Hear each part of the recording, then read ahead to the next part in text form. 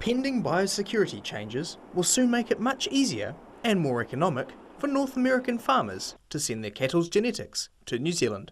And as a result, it will soon be easier and cheaper for Kiwi farmers to import top genetics for their herds.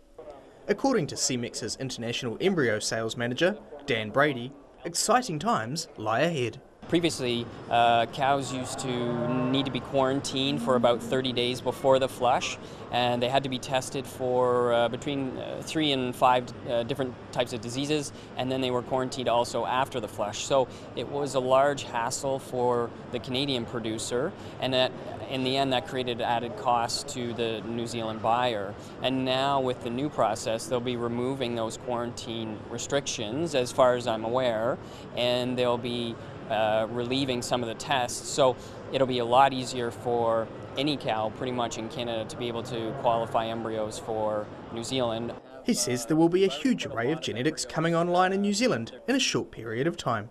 Over the next few months, once we receive the final approval, which will be done in the next few weeks, we hope, I think there'll be a great opportunity for New Zealand breeders. I've already been speaking to many here during my trip, and they were fascinated to hear about these new opportunities, and it's going to open a lot of doors for breeders to invest and bring in new pedigrees, bring in new sires that maybe they haven't worked with before, and really open things up.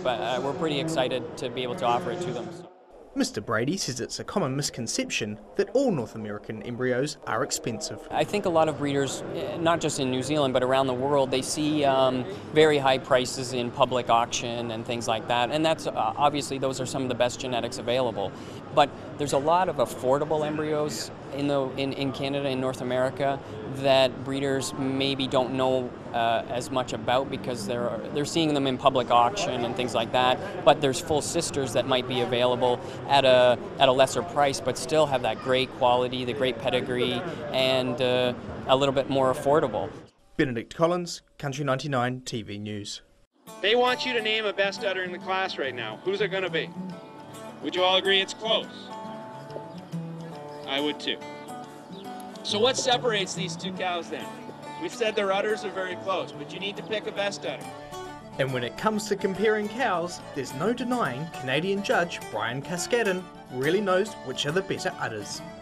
In New Zealand to judge the NZ Dairy event, Brian brought a wealth of experience to pass on to Kiwi kids at the Youth Judging Day in Manawatu. You know, I think that the important thing for the kids to learn as they want to judge is that you're asked to be in the middle of the ring and you're comparing.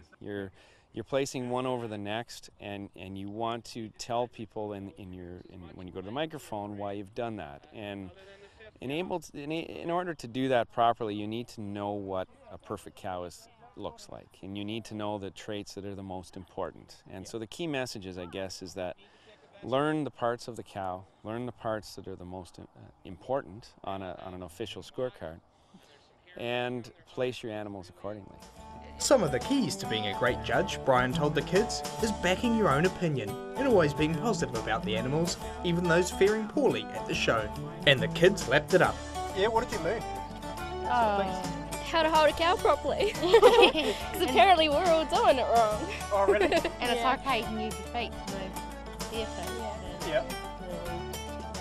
This is a really great thing to do. Yeah. Yeah. When you're at cattle, and people probably don't think it has as much to it, cows and stuff, but it really does. And like yeah, at schools, so a lot of people go. It's our passion, what we love. Yeah. A lot of people we'll just randomly, because we go to the same school, we'll just randomly stop in the middle of the courtyard, go and just start talking about cows, and now mates going, what the hell are they talking about? There can't be that much to talk about, but there is.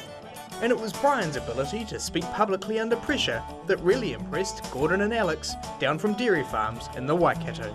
The guy that told us everything about judging, how he knows quite a bit, yeah. He's got confident talking to the microphone, yeah. Yeah, like nothing's a problem for yeah, it's all natural. Yeah.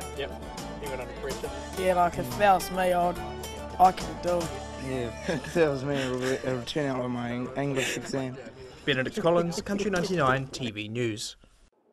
More than 300 of the top cattle in New Zealand were at Manfield Park Stadium in Fielding this week for the 2012 NZ Dairy event. and the competition was stiff with competitors and cows travelling from throughout the country. Look, as far south as Balclutha to as far north as Whangarei, and it's a real sort of South Island feel versus the North Island, so there's a bit of rivalry there. Judged on their udders, length, form and dairiness, teat alignment and many other factors, it was a chance for the best of New Zealand cattle to shine. But it's not just a matter of bringing your cows to the show and parading them in a ring. Months of hard work goes into ensuring they're looking their best. The Barton's cow just cleaned up in the Holstein 2-year-old and milk category, and they were stoked. And a lot of it comes down to breeding.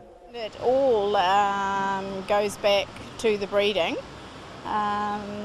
We use quite a lot of imported semen. Yep. That too is probably one of the biggest parts of the actual show, is the time and effort that's put in to the breeding. Meanwhile, the Supreme Jersey Award went to the world-class Viola, bred by Warren Ferguson from Otorohanga. Viola has tasted a lot of success here before. Well, I think she's an exceptional cow. She's known all around the world now from winning here last year. Yep. She's been here since a calf. She won as a yearling, and she won last year and capped it off this year. And just special having her mother there as champion cow as well here. Yeah. You're sort of guaranteed first and second, yeah? Well, you're never guaranteed till you get there. It's the sort of cow, as a breeder, you dream about breeding and having, and to get one like that's, it's special. They don't come every day, yeah. Benedict Hollins, Country 99 TV News.